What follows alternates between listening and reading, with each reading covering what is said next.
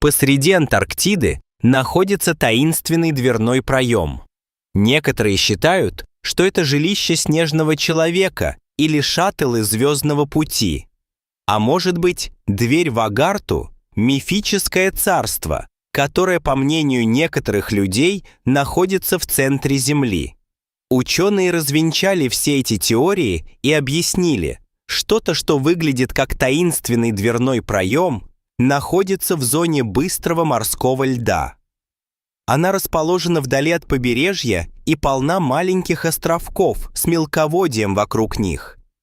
Когда лед движется вокруг твердых скал, скрытых под ним, он может создавать узоры, которые выглядят странно, но абсолютно нормальны. В этом месте лед тонкий, поэтому скалы под ним оказывают большое влияние на его движение.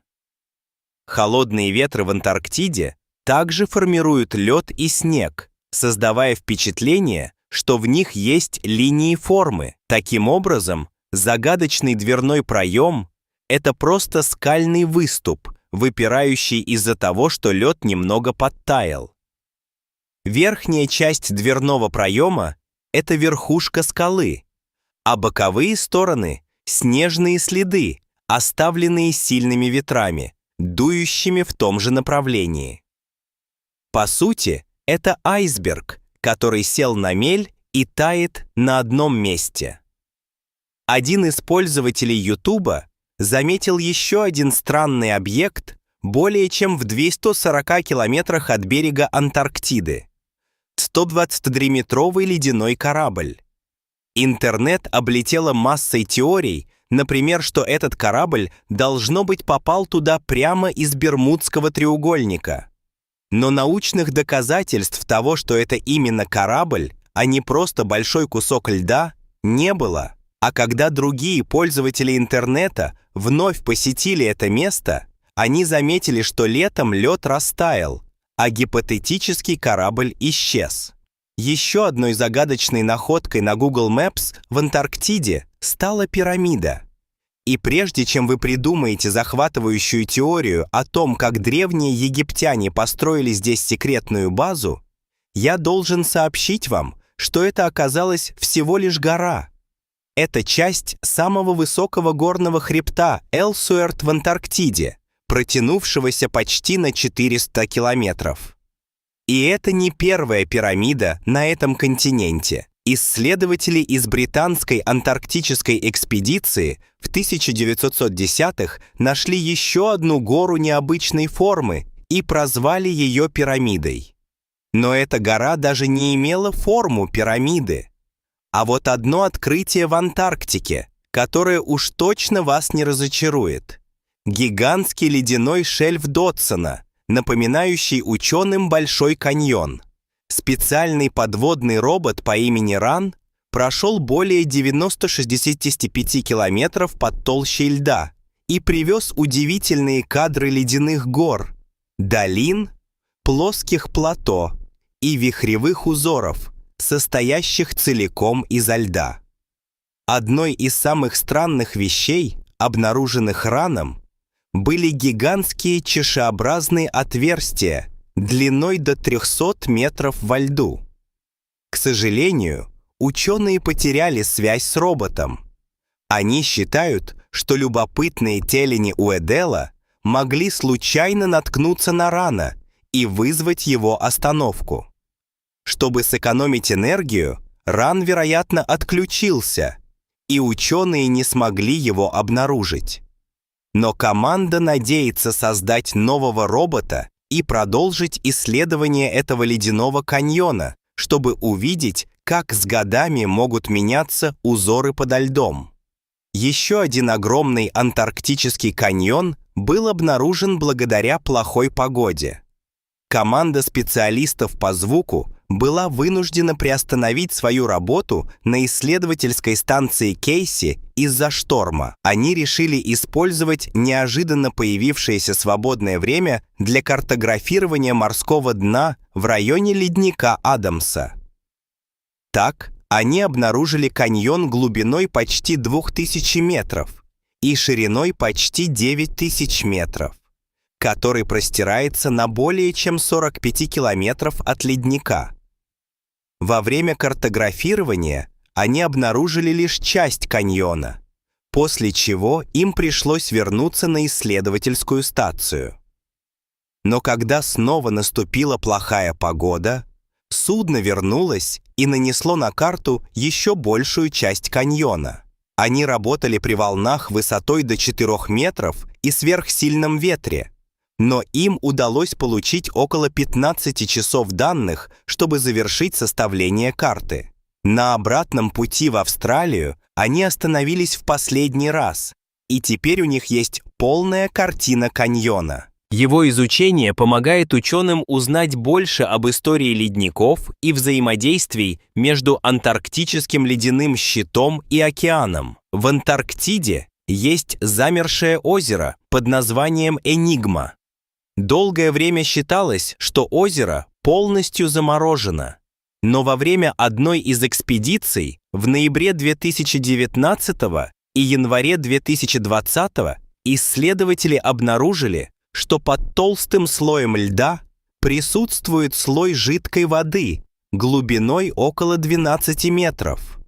Чтобы узнать больше, они пробурили лед и опустили камеру для изучения того, что прячется на глубинах озера. Вода в озере, которая, как предполагается, поступает из близлежащего ледника через тайный подземный путь, была наполнена необычной микробной жизнью. Эти крошечные микробы жили в матах, покрывавших дно озера. Некоторые из них были тонкими и колючими, а другие напоминали смятые ковры или даже небольшие древовидные формы, вырастающие до 40 сантиметров. Многие из микробов могли самостоятельно производить пищу с помощью фотосинтеза, так же, как это делают растения, что обеспечивало озеру высокое содержание кислорода. Удивительным же открытием стал вид микробов, которые обитают обычно в местах с низким содержанием кислорода.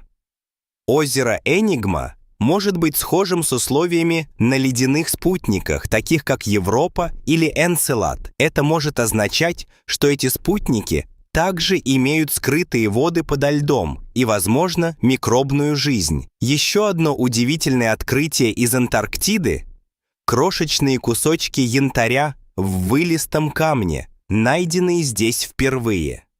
Ученым потребовались годы изучения невероятно хорошо сохранившихся окаменелых корней, пыльцы и спор, которые они обнаружили еще в 2017 году. Янтарь доказывает, что в Антарктиде когда-то росли деревья, производящие смолу, часть пышного тропического леса, существовавшего в районе Южного полюса в середине мелового периода. В те времена, меня тогда еще не было, деревьям приходилось выживать в условиях многомесячной темноты во время долгих антарктических зим. Ученые считают, что они приспособились к этому, погрузившись в спячку на долгое время. Найденные учеными кусочки янтаря крошечные, но они красивых оттенков желтого и оранжевого цветов с неровной поверхностью, которая показывает, как смола вытекала из деревьев. Скорее всего, смола вытекала, чтобы защитить деревья от насекомых. Она сохранилась, потому что вода быстро покрыла ее, защищая от солнечного света и воздуха.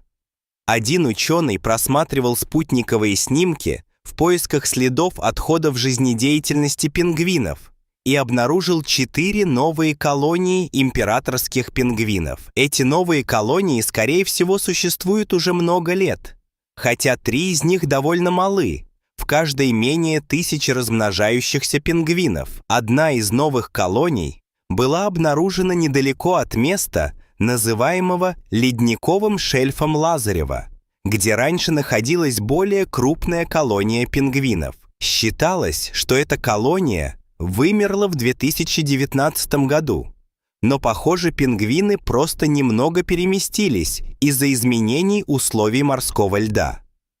Таким образом, их изучение поможет узнать нам больше о том, как императорские пингвины приспосабливаются к окружающей среде.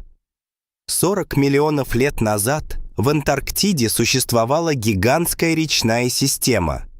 Исследователи нашли доказательства этого после изучения мягких осадков и твердых пород с замерзшего морского дна. Они изучали крошечные частицы радиоактивных элементов, таких как уран и свинец, и узнали, что более глубокий слой Земли принадлежит эпохе динозавров. Грунт ближе к поверхности был моложе и имел интересный узор, похожий на тот, который можно увидеть в дельтах рек сегодня, таких как Миссисипи или Рио-Гранде. Ученые нашли крошечные признаки жизни в песке. Река, которая когда-то текла здесь, начиналась в трансантарктических горах и проходила 1500 километров, прежде чем достигала моря Амундсена. Исследователи продолжили изучать более новые слои грунта, датируемые примерно 20 миллионами лет назад. Они надеются, что это поможет им спрогнозировать, какими могут быть погодные условия на Земле в будущем.